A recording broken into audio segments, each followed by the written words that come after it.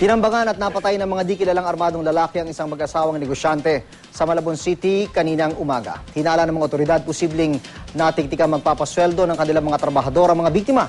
May ulat ang daspa si Bernadette Reyes. Bernadette?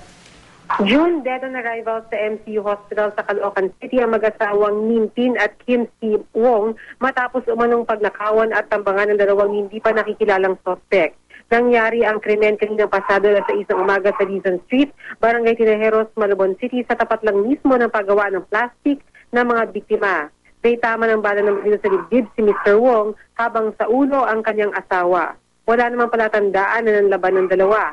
Ayon kay Malabon City PNP Chief of Police Senior Superintendent Ferdinand Ampiel, maaaring natiktikan na may dalang humigit kumulang 100,000 pesos ang mag-asawa. Tuwing araw ng Sabado kasi nagpapasweldo ang mag-asawa sa mga tauhan nito. Wala pang pagkakakilanlan ng mga suspect. May CCTV camera sana sa gate na pinangyarihan pero hindi ito gumagana nang mangyari ang insidente.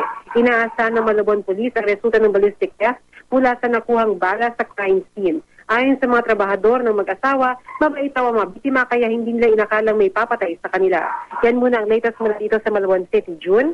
Maraming salamat, Bernadette Reyes.